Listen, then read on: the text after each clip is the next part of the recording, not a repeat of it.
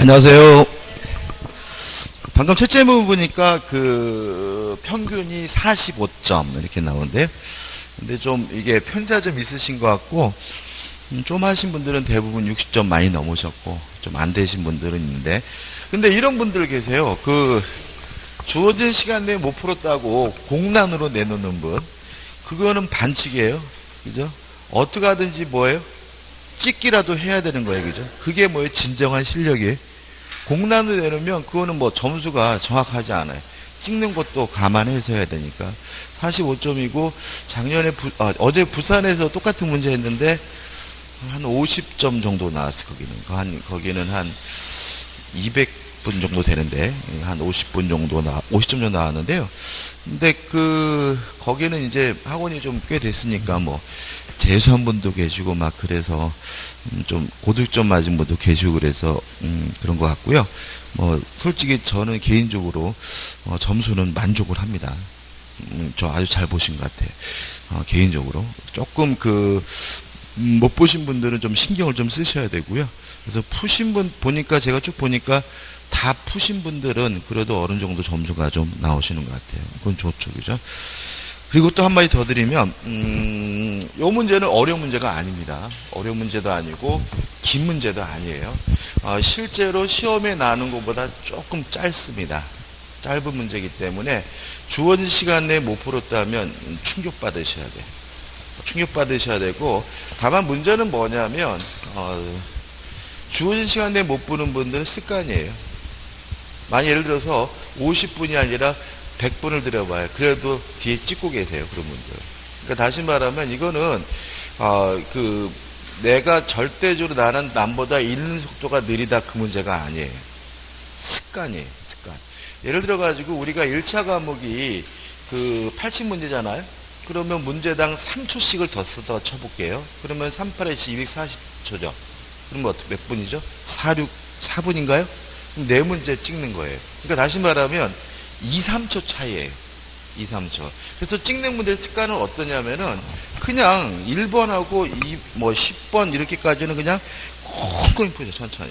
그러다가 한 15분쯤 돼가지고 시계를 봐. 그러면 아이고 큰일 났네 해서 15분부터 날아가가지고 또 어떻게 해요? 30분까지 풀고 나서는 또 보면은 시계 보니까 어떻게 해요? 아이고 세상에 10문제 남았는데 5분도 안 남았어. 이런 식의 행동을 계속 반복하시는 거거든요. 그러시면 안 되는 거겠죠. 다시 말하면 모든 문제가 다 똑같은 가치가 있는 거고요. 앞부분이라서 중요한 것도 아니고 앞부분이라 해서 점수 더 주는 것도 아니에요. 그래서 만약에 내가 주어진 시간 내에 못 풀고 있다면 쪼개셔야 돼요. 우리가 이제 계속 연습할 거잖아요. 그죠? 그러니까는 다음 주에는 5문제 푸시고 시기를 보세요.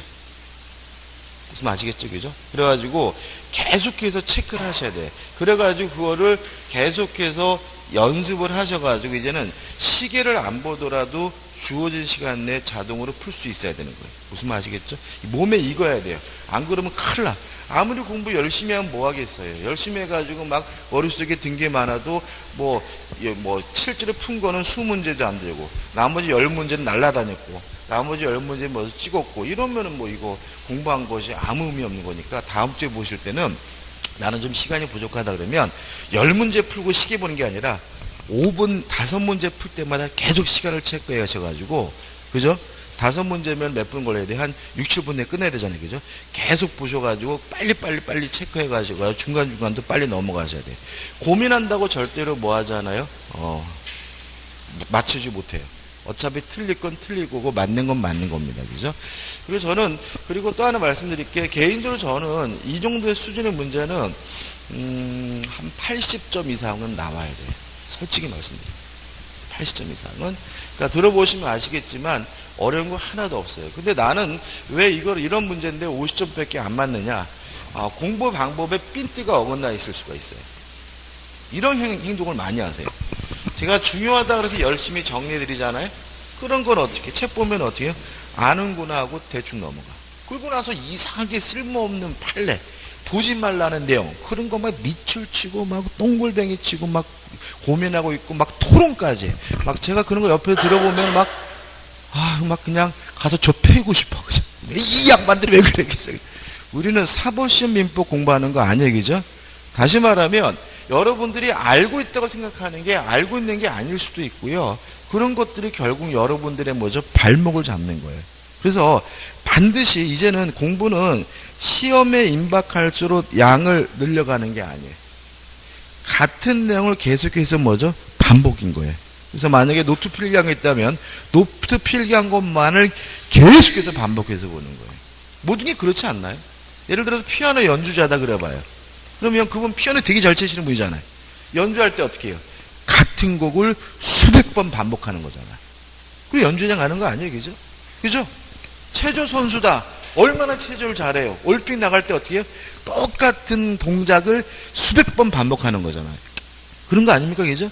다시 말하면 이제는 뭔가 새로운 걸 알고 뭔가 막 이상한 판례를 알고 와 뭐가 좋다 이거 나온대 뭐 이런 게 중요한 게 아니에요. 그런 건 틀려도 돼. 근데 문제는 뭐냐면 기본적인 것에 대해서 틀려된다면 뭐죠? 아무런 의미가 없다는 거예요. 그죠? 그래서 다시 말씀드리지만 다시 한번 내가 만약에 오늘 봤는데 점수가 한 50점 정도밖에 안 나왔다면 다시 한번 공부하는 방법에 대한 핀트를 한번 다시 한번 조절해 보시고 가끔 제가 어떤 생각을 하냐면 뭘 공부하시지 하는 생각을 가끔 해요. 그렇게 하루 종일 앉아 계시면서 공부하시는데 뭘 하시지? 대부분이 뭐예요? 그냥 기본적인 거는 알고 있다가 툭툭툭 지나가 버리고 그냥 뭐 이상한 판례니 뭐 문제니 뭐 이런 거 아주 이상한 쓰잘데없는 거 잔뜩 공부하고 있는 경우가 굉장히 많아요. 민법은요. 우리는 사법시험 민법이 아닙니다. 공인중개사 민법이에요. 다시 말하면 민법을 완성시키는 게 아니라 공인중개사로서 부동산 중개업자로서 기본적인 지식에 대한 이해만 요구하고 있어요. 그렇기 때문에 항상 뭐가요? 기초, 기본이 중요하고 기초를 확실하게 뭐죠? 계속해서 반복을 해가지고 막 단내가 나더라고. 솔직히 반복하는 게 쉽지는 않잖아요. 그죠? 그죠? 뭐 피아노 뭐 하는 분이다. 같은 노래 계속 반복해봐. 얼마나 힘들겠어요? 그게 힘든 거예요. 그래도 어떻게 계속 하셔도 확실하게 뭐죠? 내 것으로 만들어내야 돼. 그죠? 자, 1번 문제입니다. 자, 틀린 것을 찾는데요. 요거는 뭐 대부분 맞으셨더라고요. 1번 같은 문제 틀리신 분들은 저에 대한 뭐죠? 배신이에요, 배신. 그죠? 자, 왜냐하면 우리가 요건하면 성립요건과 효력요건이 있죠? 성립요건하면 뭐가 떠올라야 돼요? 요물개. 기억나시죠? 그죠? 성립요건 하면 뭐가 떠올라야 된다고요? 요물개야. 효력요건 하면 뭐가 떠올라야 돼요? 유동종 무효. 이게 떠올라야 되는 거예요. 그죠? 5번 보시면 현상강구가 요물계약인지는 다 아시잖아요. 그죠? 그럼 현상강구에서 요구하고 있는 그 행위, 그 물건은 법률행위, 계약이 뭐가 되는 거예요? 성립요건인 것이고 따라서 5번은 뭐죠? 5번이 뭐죠? 답이 되는 거죠. 다시 한번요. 요건에 대해서는 잘 나옵니다. 잘 나오는데 성립요건 하면 뭐가 떠올라요? 요물계약. 효력요건 하면 뭐가 떠올라야 돼요? 유동종무효. 나머지 것도 일반적이에요. 1번 법률행위 성립 불성립의 문제는 법률행위의 유효 무효 문제에 논리적으로 선행한다. 왜요? 성립을 해야 유효일 수도 있고 무효일 수도 있는 거죠. 성립조차 되지 않았다면 유효 무효 문제를 뭐 할 필요 없어요? 따질 필요가 없는 거죠. 물론 또 4번 법률행위의 성립요건과 효력요건은 구별되므로 효력요건을 갖추지 못한 법률행위도 성립은 될 수 있다. 맞는 질문이죠. 왜요? 성립이 돼야 유효 무효를 따진다. 성립된 법률행위가 유효일 수도 있고 뭐일 수도 있어요? 무효일 수도 있는 거죠. 그 다음에 2번 일반적 성립요건 당사자, 목적, 의사표시고 일반적 효력요건에서 목적에 관한 유효요건, 확정, 가능, 적법, 사회적 타당성은 우리 교재에 나와 있는 뭐예요? 타이틀인 거죠. 그죠? 그 다음에 3번 성립하였음은 성립을 주장하는 자가 입증하고요. 효력요건이 결여됐으면 무효를 주장하는 자가 입증해야 된다는 것도 기억해 두셔야 되겠죠. 그 다음 2번 문제죠. 2번 문제는 이런 거는 사례 문제도 아닌 거예요. 왜 사례 문제가 아니라고요? 수업 시간에 계속해서 반복해서 똑같이 한 것들이니까 이런 거를 골치 아파하시면 큰일 난 거야. 그죠? 다시 말하면 이거는 뭐 사례 문제도 아니고 문제도 읽어볼 필요도 없는 거죠. 어떤 내용입니까? 갑이 을과 만나서 매매 계약을 하고 갑이 병과 만나서 매매 계약을 하고 갑이 병에게 뭘 해줬어요? 이전 등기를 해줬다. 이중 매매죠. 자, 근데 문제를 읽어봐야 되는데 문제에도 중요한 게 뭔가요? 이런 말이 나와 있죠. 병이 자기에게 매도할 것을 뭐 해서요? 적극 권유하여 라는 말이 있습니다. 다시 말하면 요 갑과 병 간의 매매 계약은 반사회적에서 무효예요. 병이 뭐 했기 때문에? 적극 가담했기 때문에. 따라서 병이 또다시 정한테 팔아먹고 정한테 이전 등기를 하면 정은 뭘 갖지 못해요? 소유권을 갖지 못해요. 왜요? 반사회적 무효는 다 아시다시피 절대적 무효고요. 제3자가 선이라 하더라도 뭐 하지 않습니까? 보호하지 않으니까. 따라 답은 뭐죠? 2번. 병으로부터 매수한 선의 정은 유효한 소유권을 취득한다. 이게 답인 거죠. 그죠? 아셨죠? 표정이 이렇게 심드렁 하세요. 잘 보신 것 같던데. 제가 채점해 봤는데. 몇 점 하셨어요? 예. 네. 그죠? 잘 보셨어요. 잘 보셨더라고, 제가. 그래서 자랑하시려고 일부러 번호로 쓰신 거예요. 그래서 제가 아무튼 75점 정도가 정당적인 점수예요. 충분히 다 맞을 수 있어요. 아마 수업 들어보시면 대부분이 다 뭐예요? 이걸 왜 틀렸을까 하는 문제들인 거죠. 이것도 다 하는 거잖아요. 그죠? 답은 뭐죠? 2번이죠. 1번. 적극 가담했으니까 반사회적에서 무효죠? 그 다음에 3번. 따라서 을은 어떻게 해요? 갑을 대해서 병의 등기와 정의 등기에 대해서 뭐 할 수 있습니까? 말소를 청구할 수가 있고요. 또 5번. 을의 입장에서 갑이 병에게 팔아먹은 것은 채무불이행이죠. 이행불능이죠. 따라서 해제하고 손해배상을 청구할 수 있다는 지문도 맞아요. 자, 여기서 이제 4번인 지문이 처음 보는 지문이 나왔단 말이죠. 자, 여기서 생각해 보자고요. 자, 4번의 결론 부분 보시면 다수설의 입장이다. 이런 건 절대로 답이 아닌 거야. 학설은. 무슨 말 아시겠어요? 학설은 뭐가 아니에요? 절대적 답이 아닌 거예요. 그죠? 요 4번을 선택하신 분은 객관식 문제에 대한 스킬이 좀 부족하신 분이에요. 그 다음에 이건 무슨 얘기냐면, 이중 매매가 문제가 되려면, 을이 갑에게 계약금만 지급한 상태라면, 이중 매매 문제가 발생하지 않아요. 왜냐하면, 갑은 계약금의 배액을 상환하고, 을과의 매매 계약을 뭐 해버릴 수 있어요? 해제해버릴 수가 없죠. 있죠? 그죠? 따라서 이중매매 문제가 되려면 지문에 나와 있는 것처럼 중도금까지 줘야 되는 거예요. 또 잔금까지 어떻게 해요? 다 줘야 되는 거예요. 계약금만 지급된 상태라면 이중매매라 하더라도 갑의 입장에서는 계약금의 배액을 상환하고 계약을 해제해버릴 수가 있으니까 이중매매 문제가 발생하지 않습니다. 따라서 4번 지문은 다수의 입장에서는 이중매매 문제가 되려면 계약금이 매매 대금이 어떻게 해요? 전부 지급돼야 비로소 이중매매 문제가 생긴다는 입장이 뭐죠? 학설의 태도이긴 해요. 그렇지만 답은 아니고요. 중요한 것도 아닙니다. 그죠? 답은 2번이죠. 3번입니다. 법률행위 해석에 관한 다음 기술 중 틀린 것은, 요거는 그냥 뭐예요? 기초를 넣은 거예요. 기초. 자, 법률행위 해석이 뭔가요? 의사 표시가 이루어졌는데 뭔 소리인지 알지 모를 때 하는 것이 뭐예요? 법률행위 해석이니까. 1번. 법률행위는 의사표시로 구성되어 있으므로 법률행위 해석은 의사표시만의 해석으로 충분하다. 맞는 질문인 거죠. 그럼 언제 뭔 소리인지 모른다 그랬어요. 의사표시가 불시된 경우죠. 제가 수업할 때 뭐라 했어요? 계집할 마음인데 뭐예요? 집팔겠다고 한 경우죠. 그러니까 뭐가 맞는 거예요? 3번도 맞는 거죠. 3번. 법률행위 해석이 특히 문제되는 것은 의사표시가 일치하지 않아서 표의자 의사와 상대방의 의사가 일치하지 않는 경우이다. 이게 또 뭐죠? 맞는 질문이죠. 이게 개념인 거죠. 그 다음에 이제 방법입니다. 규범적 해석이 원칙입니다. 다만 상대방이 알았거나 알 수 있었으면 뭐죠? 자연적, 예외적으로 자연적 해석을 합니다. 자, 4번. 의사주의는 무엇과 통합니까?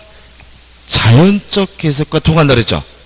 그죠? 따라서 의사주의 이론에 의하면, 자연적 해석에 의하면 법률행위 해석은 표의자의 진위, 내심의 효과를 확정하는 것이다. 맞는 질문이고요. 5번 표시주의 이론은 무엇과 통한다고요? 규범적 해석과 통하는 거죠. 기억나시죠? 그죠? 법률행 해석은 표시행위에 무엇을요? 객관적 의미를 밝히는 거다. 맞는 질문이죠. 답은 몇 번이에요? 2번이죠. 왜요? 규범적 해석이 원칙이니까. 따라서 2번. 법률행 해석은 당사자의 내심적 효과 의사를 확정하는 것을 원칙이라고 X입니다. 무슨 해석이 원칙이에요? 규범적 해석이 원칙이니까 5번에 나와 있는 것처럼 표시행위의 객관적 의미를 탐구하는 것이 뭐예요? 원칙인 거죠. 그죠? 그래서 결국 이건 뭐예요? 개념하고 규범적과 자연적 해석이 뭔지하고 무엇이 원칙이에요? 규범적 해석이 원칙이라는 기본적 내용이죠. 다음 주부터는 이렇게 쉬운 문제 못 드려요. 이렇게 나오지 않아요. 왜요? 좀 어렵게 나오겠죠. 그죠? 4번입니다. 갑은 증의 의사 없이 자동차 의력의 증여. 진이 아닌 의사표시죠. 자, 진이 아닌 의사표시는 원칙적으로 유효하고요. 상대방이 알았거나 알 수 있었으면 무효고, 다만 선의 제3자에게 그 무효를 가지고 뭐하지 못하죠? 대항하지 못하죠. 그거 가지고 만든 문제예요. 이건 알잖아요. 따라서 알았거나 알 수 있으면 무효라는 말은 원칙에 따라서 유효하려면 상대방은 뭐 해야 돼요? 선이 이고 무과실해야 되겠죠. 따라서 만약 을이 선이고 무과실이라면 을은 확정적으로 뭘 갖게 돼요? 소유권을 갖게 되고요. 을이 병한테 팔아먹은 것은 지가 팔아먹은 것이니까 병은 선, 악, 불문하고 뭘 갖게 돼요? 소유권을 갖게 되므로 옳은 것은 뭐죠? 5번이죠. 을의 선이 무과실이면 병의 선악을 불문하고 병은 자동차의 소유권을 취득한다. 이게 답인 거죠. 그죠? 그죠? 나머지 볼까요? 1번. 을이 선이라면 그 과실의 유무를 묻지 않고 을은 자동차의 소유권을 취득하고 X입니다. 왜요? 진이 아닌 의사표시인데 상대방이 소유권을 가지려면 상대방은 뭐 해야 됩니까? 선이이고 무과실해야 합니다. 2번. 을은 선악을 불문하고 을은 자동차의 소유권을 취득하고 X입니다. 을이 소유권을 취득하려면 을은 뭐 해야 됩니까? 선이이고 무과실해야 합니다. 3번. 을이 악이고 병이 선이라면 그 과실의 유무에 따라 자동차의 소유권을 취득할 수 있다. X입니다. 병은 제3자는 뭐이기만 하면 돼요? 선이이기만 하면 되고요. 무과실일 필요가 없기 때문에 과실의 유무는 뭐하지 않습니까? 고려하지 않습니다. 4번. 을이 선이 무과실이어도 병이 악이라면 병은 자동차의 소유권을 취득할 수 없다. X입니다. 을이 선이 무과실이라면 을은 확정적으로 소유권을 취득했기 때문에 병은 선악 불문하고 뭘 가져요? 소유권을 갖습니다. 답은 뭐죠? 5번이죠. 난해한가요? 하나도 난해한 게 없죠. 이게 난해하게 느껴지시는 분들은 우리가 그동안 수업하면서 사례에 대해서 뭐죠? 곱씹어보지 않으신 거예요. 그죠? 꼭 곱씹어보시고 상대방은 뭐이면요? 선이고 무과실이면 뭘 갖습니까? 소유권을 갖습니다. 5번이죠. 통종 허위 표시가 난 다음 설명 중 옳은 것으로 연결된 것은? 이런 문제 긴 문제인가요? 길지 않습니다. 길게 보일 뿐이죠. 그죠? 어차피 몇 개요? 5개 지문만 검토하면 되는 거니까. 긴 문제 아니고요. 기억. 당사자 사이에서는 무효이다. 맞죠? 왜요? 통정허위 표시는 무효라는 거를 모르시는 분은 아무도 없겠죠. 그 다음 마지막으로 미음번. 판례는 가장매매 매수인으로부터 매매 목적물의 권리를 취득한 제3자는 특별한 사정이 없는 한 선의로 추정된다고 한다. 맞습니다. 어떻게 가져가졌죠? 모든 제3자는 예 없이 선임을 뭐 받습니까? 추정을 받습니다. 모든 제3자는 스스로가 선임을 뭐 할 필요 없습니까? 입증할 필요가 없습니다. 왜요? 모든 제3자는 예 없이 선임을 뭐 받아요? 추정받죠. 모든 제3자는 무슨 말인지 아시죠? 뭐 그것이 뭐 사기든 강박이든 사고든 모든 제3자는 뭐라고요? 선임을 추정받아요. 그죠? 그래서 답은 뭐죠? 3번이고 니은법 X죠. 왜요? 통정허위 표시는 채권자 입장에서는 사해 행위이므로 뭐 할 수 있습니까? 취소할 수 있다. 채권자 취소권의 대상이 되고요. 디귿번 통정어휘 표시는 뭔가요? 의사 표시가 불일치됐고 그 사실을 알면서 상대방과 짜고 하는 게 통정어휘 표시죠. 통정어휘 표시가 되려면 의사 표시가 뭐가 돼야 돼요? 불일치돼야죠. 디귿번 어느 의사 표시가 하나요? 당사자가 일치하여 이해한 경우 그건 뭐냐면 의사 표시가 뭐가요? 합치된 거예요. 이건요. 당사자가 모두 뭐하고 있다고요? 동일하게 뭐하고 있어요? 이해하고 있잖아요. 그러니까 이거는 결국은 뭐예요? 아예 통정어휘 표시 자체가 아니기 때문에 디귿번도 뭐가 돼요? X가 되고요. 리을번 불법 원인 구별인가요? 아니죠. 통정어휘 표시는 보통 왜 하나요? 세금 안 내려고 채무를 회피하려고 다 인간 본성의 발현이니까 뭐 하지 않습니까? 반사회적이지 않고요. 불법 원인 구별가 될 수가 없으니까 리을번도 뭐죠? X가 되는 거죠. 6번이죠. 착오로 인한 의사표시에 관한 설명 중 판례 입장과 다른 것은 5번이죠. 이것도 수없이 반복했죠.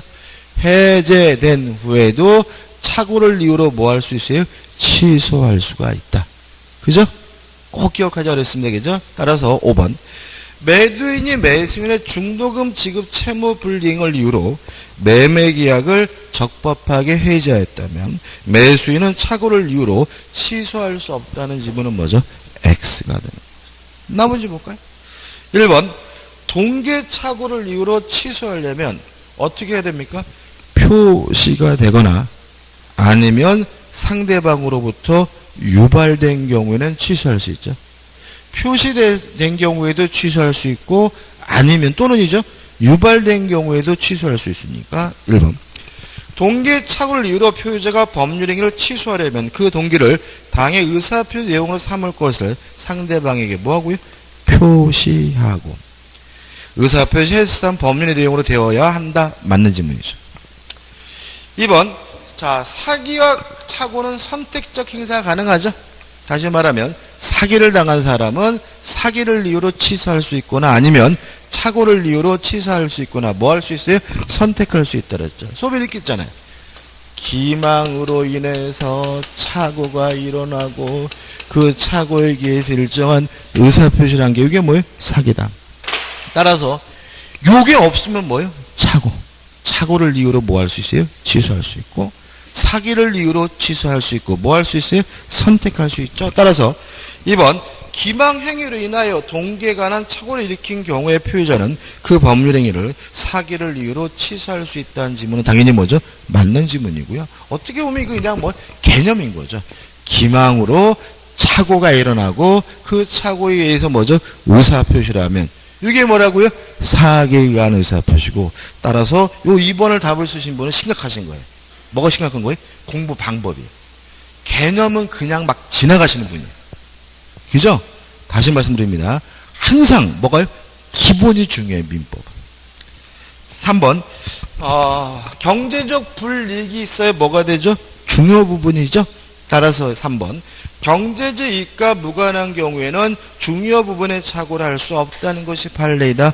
맞는 질문이고 4번 법률에 관한 착오 뭐가 떠오르시나요? 이게 떠오르지 않나요?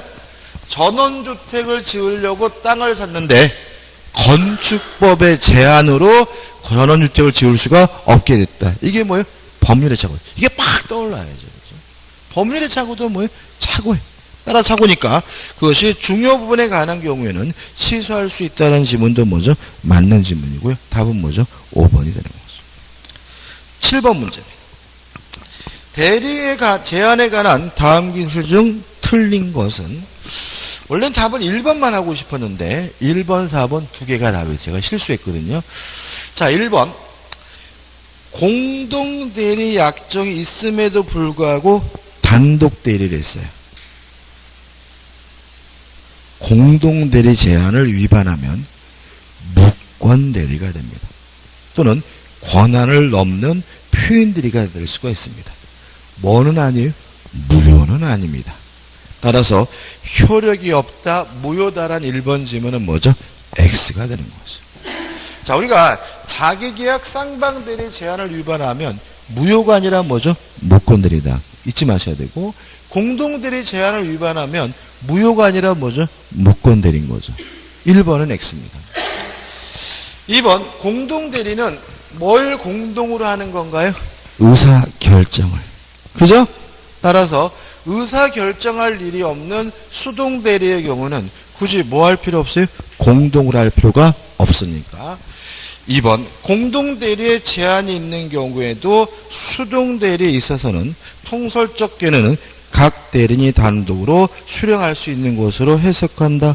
O, 맞는 질문이죠.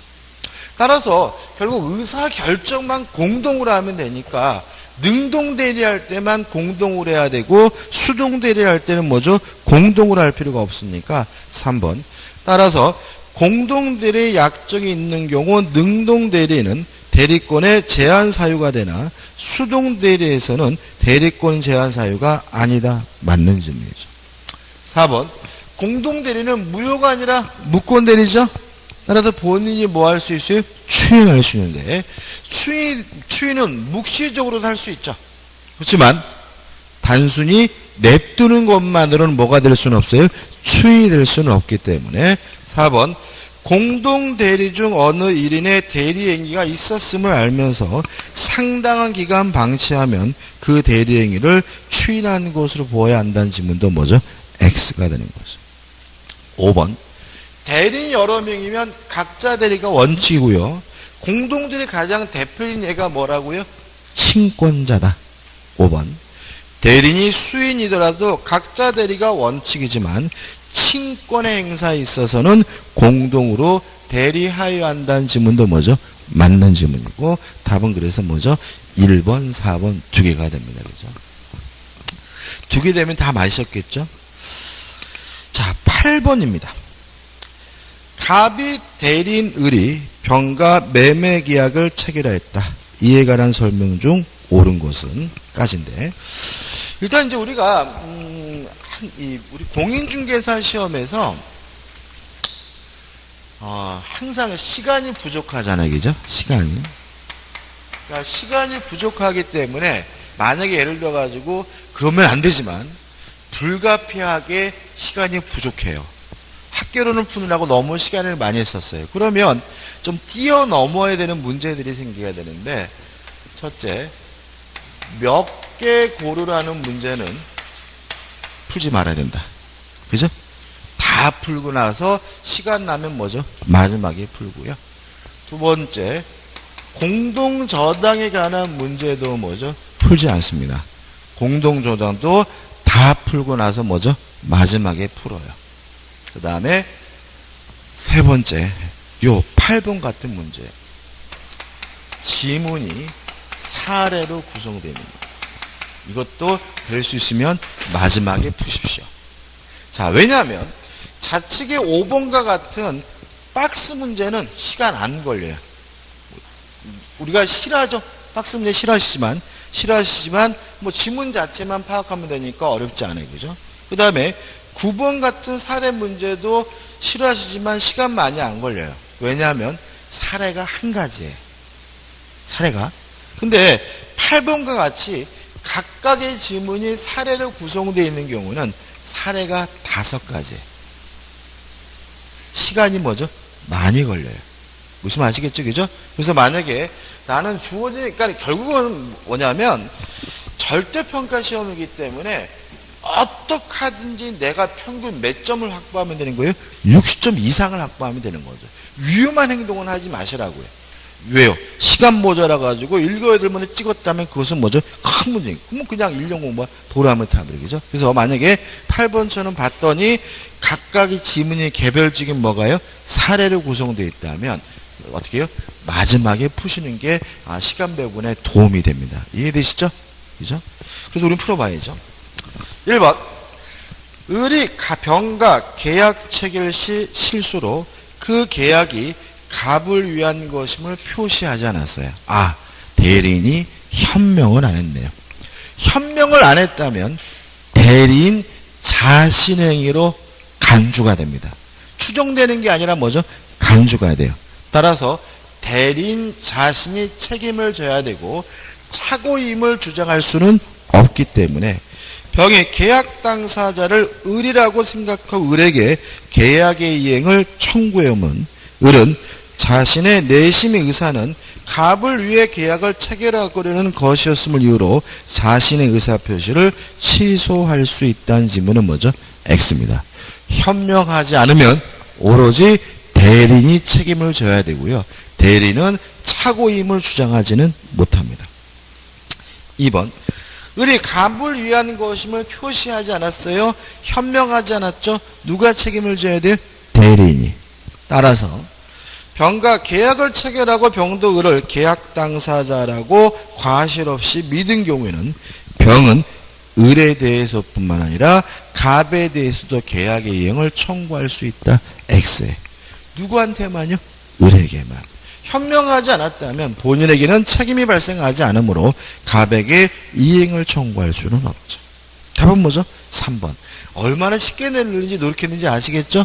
그죠? 불공정한 법률행위가 대리인을 통해서 이루어졌다면 궁박은 본인, 경솔무경험은 대리인을 기준으로 하므로 답은 뭐죠? 3번이 되는 거죠. 4번. 강박을 쳤는지 안 쳤는지 누구만을 가지고 따져요? 대리만. 강박을 당했는지 안 당했는지 누구만을 가지고 따져요? 대리만. 사기를 쳤는지 안 쳤는지 누구만을 가지고 따져요? 대리만. 사기를 당했는지 안 당했는지는 누구만을 가지고 따져요? 대리만. 따라서 4번. 매매 계약 체결 시에 병이 을에 대해 강박을 하였다면 당했는지 안 됐는지는 대리인만 가지고 따지기 때문에 갑은 그 사실을 과실로 알지 못했던 경우에만 그 계약을 취소할 수 있다는 지문은 뭐예요? X입니다. 갑이 알았든 몰랐든 상관없이 뭐 할 수 있는 거죠? 취소할 수 있는 거죠. 5번. 병이 매매계약 체결 시에 을이 병을 기망했어요. 사기 쳤는지 안 쳤는지 누구만 가지고 따져요? 대리만. 본인이 알았는지 몰랐는지는 뭐 하잖아요? 고려하지 않으므로 갑이 그 사실을 몰랐던 경우에는 병은 그 계약을 취소할 수 없다는 지문도 뭐죠?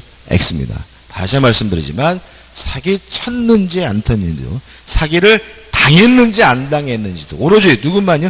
대리만을 가지고 따집니다. 9번이죠. 갑은 친구 을로부터 시계를 잠깐 빌려서 보관하고 있었는데 을에게 알리지도 않고 을의 대리인이라 하여 칭하여 사정을 모르는 병이 그 시계를 팔았다. 맞는 걸 찾죠. 만약에 1번 답을 선택하신 분들은 저에 대한 완전한 뭐죠? 도전입니다. 도전. 진짜로 답답한 거죠. 그러니까 제가 수업할 때 강조하는 것들은 자꾸 지나간다는 거예요. 그런 분들은. 자, 우리가 기억나세요? 갑의 물건을 을이 지 것도 아닌데 병에게 뭐죠? 팔아먹었다. 중요하다 그랬죠. 여기 앞에서. 어떻게 팔아먹느냐? 마치 자신의 소유라고 해서 팔아먹을 수가 있고요. 대리인이라고 협력을 하면서 팔아먹을 수가 있는데 자신의 소유라고 해서 팔아먹었는데 그것이 동산이면 무슨 문제로 가요? 선의 취득 문제로 가요. 대리인이라고 협력을 했는데 대리권이 없으면 뭐가 돼요? 무권 대리가 되는 거예요. 기억나시죠? 협력했어요? 안 했어요? 협력했습니까? 안 했습니까? 했잖아요. 대리인이라고 칭하고 이렇게 나왔죠. 따라서 이것은 선의 취득하고 아무 상관없는 문제고요. 뭐에 관한 문제죠? 무권 대리에 관한 문제죠. 이해되시죠? 항상 뭐예요? 기본이 중요한 겁니다. 그러니까 이걸 왜 선의 취득 생각해요? 생각도 안 하고 어떻게 해요? 빌린 거 팔아먹으면 선의 취득 이렇게 된다고 그죠? 1번은 뭐죠? X죠. 2번 을이 병에 대하여 시계대금을 청구했어요. 자, 무권 대리죠? 지금 갑걸이 바뀌었죠, 그죠? 그죠? 그죠? 을이 본인이고 누가요? 갑이 대리인이죠. 무권 대리인이죠. 그죠? 죄송합니다. 자, 다시 한번. 을이 병에 대하여 시계대금을 청구했어요. 자, 무권 대리는 본인이 추인할 수 있죠. 추인은 명시적으로 할 수도 있고 묵시적으로 할 수 있는데 냅두는 건 추인이 아니죠. 그렇지만 본인이 적극적으로 이행을 청구하는 것은 명백히 뭐예요? 추인입니다. 따라서 을이 병에 대하여 시계대금을 청구했다면 추인이 된 것입니까? 이제 을은 매매계약의 무효를 더 이상 주장할 수가 없는 거고요. 따라 답은 뭐죠? 2번이 되는 거죠. 3번 병이 을에 대하여 상당한 기간을 정하여 추인료 확답을 최고했어요. 다 아시다시피 최고기간 내에 확답을 바라지 않으면 추인 한 것으로 보는 것이 아니라 뭐 한 것으로 봐요? 추인을 거절한 것으로 보니까 3번도 뭐가 돼요? X가 되고 4번 무권대리행위의 추인은 소급표가 있죠. 무권대리행위를 추인하면 언제부터 유효로 돼요? 무권대리시로 소급해서 유효가 되기 때문에 을이 매매계약을 추인한 경우에는 별도의 의사표시가 없는 한 추인한 때로부터 효력이 발생한다. 맞는 질문이죠. 아니, 효력이 발생한다. X죠. 추인한 때부터가 아니라 뭐죠? 무권대리시로 소급해서 효력이 생기는 거죠. 5번.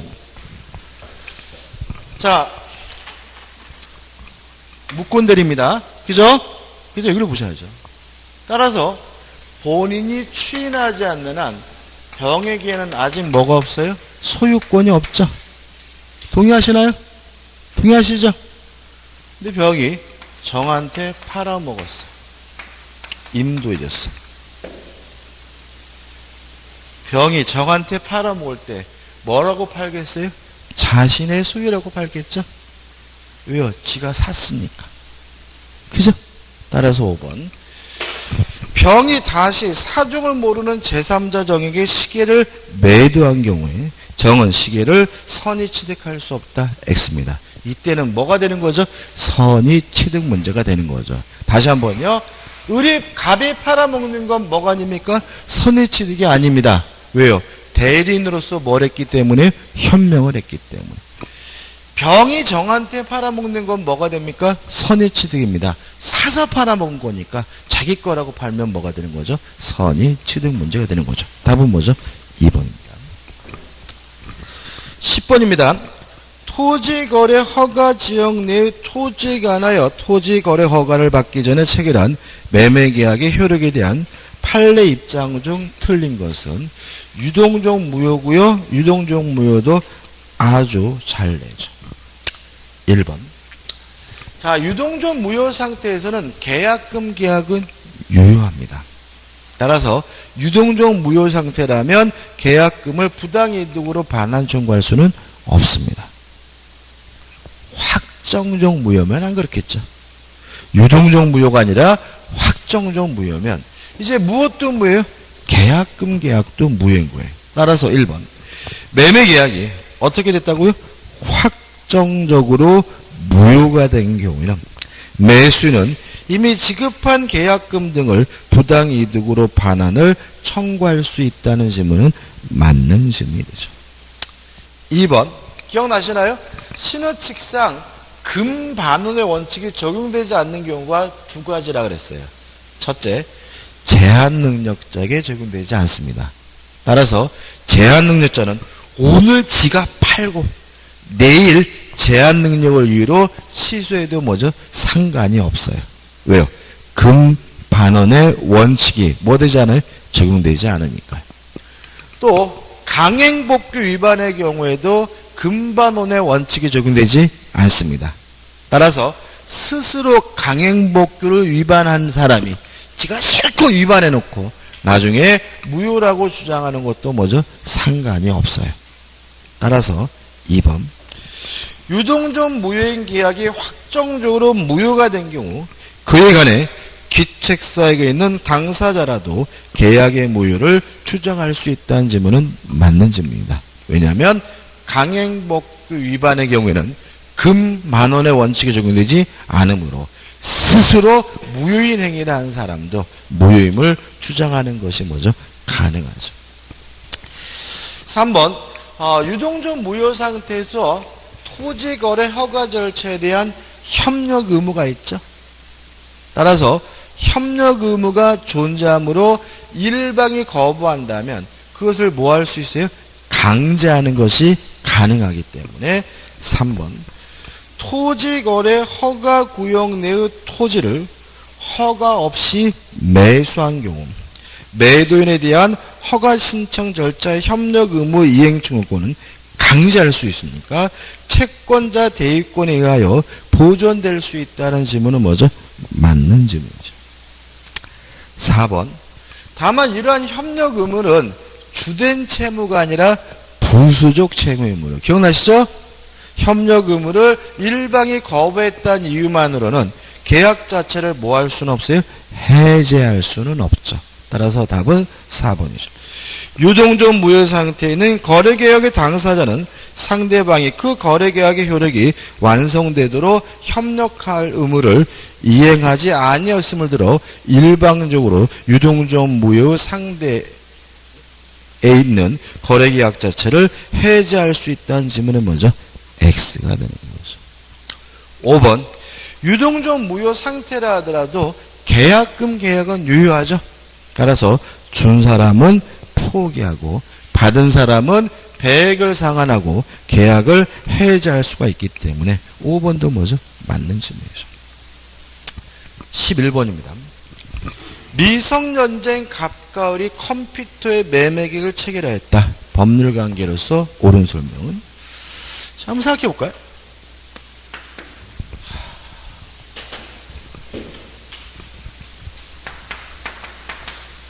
갑과 을이 만나서 매매 계약을 했는데 갑도 뭐예요? 미성년자고 을도 뭐예요? 미성년자죠. 미성년자란 법정 대리인이 있겠죠. 예를 들어가지고 병이라는 친권자 법정 대리인이 있다라고 가정을 해보고 정이라는 친권자 법정 대리인이 있다고 가정해보자고요. 그러면 이 매매 계약에 대한 취소권자는 총 4명이죠. 미성년자 본인도 뭐 할 수 있어요? 취소할 수 있고 법정 대리인도 뭐 할 수 있어요? 취소할 수 있죠. 넷 중에 아무나 한 사람이 취소하면 요 매매 계약은 뭐죠? 소급해서 무효가 됩니다. 그죠? 따라서 답은 나오는 거죠.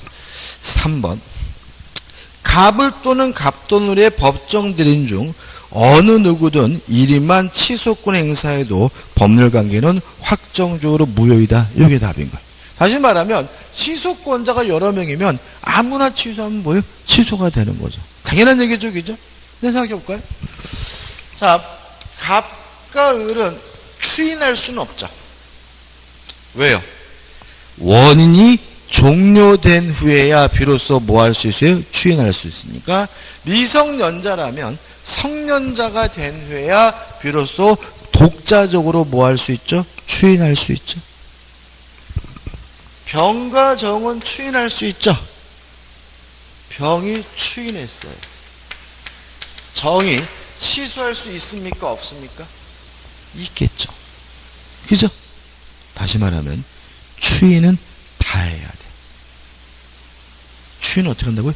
다 해야 돼. 그래서 취소는 아무나 한 사람만 하면 돼요. 왜요? 아무나 한 사람만 하면 소급해서 뭐가 돼요? 무효가 되니까. 추인은 추인권자 전원이 추인해야지만 비로소 뭐가 돼요? 추인이 되는 거예요. 따라서 1번부터 보시면 갑의 법정 대리인이 추인하면 을의 법정 대리인의 추인이 없어도 확정적으로 유효하다. X죠. 추인은 뭐예요? 다 해야 돼요. 취소는 뭐죠? 아무나 한 사람만 하면 되지만. 2번 갑이 취소권 행사에도 갑의 법정 대리인의 추인권 소멸하지 않는다. X죠. 취소는 아무나 한 사람만 하면 되잖아요. 한 사람만 하면 소급해서 무효가 되니까 추인권은 뭐죠? 소멸하겠죠. 3번 갑의 취소권의 행사가 있어도 을이 취소하여야만 확정적으로 무효가 된다. X죠. 아무나 한 사람만 취소하면 확정적으로 뭐가 돼요? 무효가 되죠. 5번 갑과 을에게도 단독으로 추인권 인정된다. X죠. 현재 미성년자인 갑과 을은 독자적으로 뭐 할 수 없습니까? 추인할 수가 없습니다. 왜냐하면 추인은 원인이 종료된 후에 해야 되니까. 답은 뭐죠? 3번이 되는 거죠. 12번입니다. 조건에 관한 다음 설명 중 틀린 것은 1번 기억나시나요? 자, 시험에 합격하면 1억 주겠다라고 해놓고 강금에서 시험을 못 보게 하면 합격됐음을 주장할 수 있죠. 반대로 합격하면 1억 주겠다라고 했더니 공부는 하나도 안 하고 컨닝을 하면 합격되지 않았음을 주장할 수 있죠. 그럼 결국은 합격된 경우에는 합격되지 않았음을 주장하고 합격이 안 된 경우에는 합격됐음을 뭐 할 수 있어요? 주장할 수가 있으니까 1번 조건의 성취 불성취가 신의식에 반한다면 그 효과는 반대로 의제된다는 지문은 뭐죠?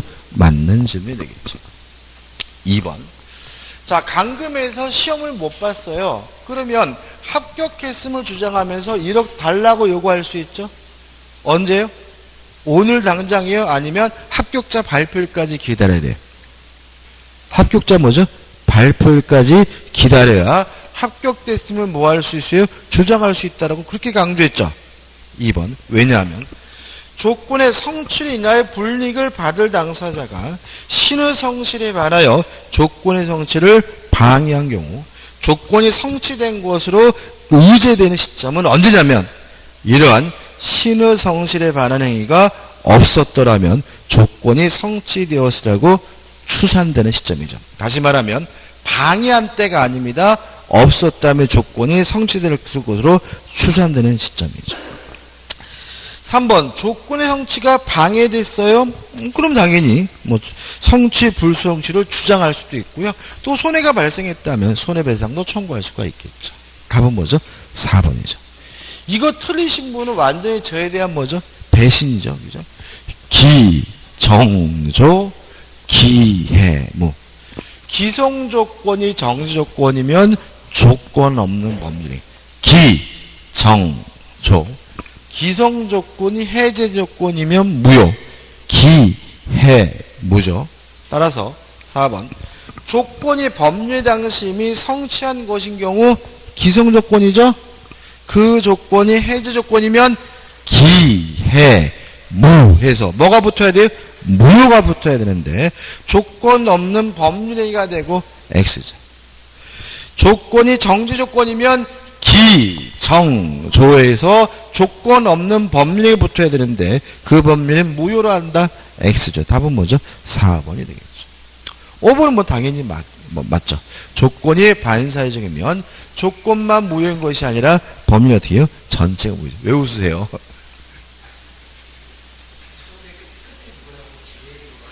아, 마음이 급하셔가지고. 아유. 13번입니다. 명인방법에 의한 물권 변동으로 타당하지 않은 것은 1번이 답이죠. 자, 명인방법을 통해서는 저당권을 설정할 수는 없습니다. 따라서 명인방법은 간습법에 의한 물권 변동의 공시방법으로 소유권, 저당권에 하나여 적용된다는 지문은 X. 저당권은 설정할 수가 없습니다. 나머지 문제는 뭐죠? 개념입니다. 일단 명인방법이란 대외적으로 권리자임을 보여주는 방법이기 때문에 어떤 형태든지 간에 대외적 권리자임을 보여줘야 해요.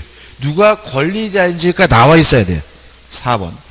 경계를 따라서 일정한 거리를 두고 나무 껍질 깎고 거기에 소유자 성명을 묵소했어요. 아, 누가 권리자인지 나와 있죠? 그죠? 또는 이 나무에 성명을 등재한 목차를 부착하는 방법. 성명을 등재한 목차입니다. 누가 권리자인지 나와 있죠? 명인 방법에서 뭐죠? 유효하고요. 이것도 공시 방법이니까 계속돼야 되겠죠? 따라서 2번 계속되지 않는 한 명인 방법 유효한 공시 방법이 되지 않는다는 지문도 물론 뭐죠? 맞는 지문이죠. 자, 우리는 등기에 대해서 공신력, 공신의 원칙 인정하지 않습니다. 당연히 명인 방법도 인정하지 않아요. 따라서 3번 명인 방법에는 공신력이 인정되지 않는다는 지문도 맞는 거죠. 5번 이중매매는 유효합니다. 따라서 부동산의 이중매매는 유효하므로 누가 소유권을 갖습니까? 먼저 등기한 사람이 선악불문하고 소유권을 갖죠. 동산에 관한 이중매매도 유효하겠죠? 누가 소유권을 갖습니까? 먼저 점유한 사람이 선악불문하고 소유권을 갖겠죠. 농작물이나 수목과 같은 지상물의 이중매매도 유효하겠죠? 누가 소유권을 갖습니까? 먼저 명인 방법을 갖춘 사람이 선악불문하고 소유권을 갖겠죠. 답은 뭐죠? 1번입니다. 좀 쉬었다가 14번부터 보도록 하죠.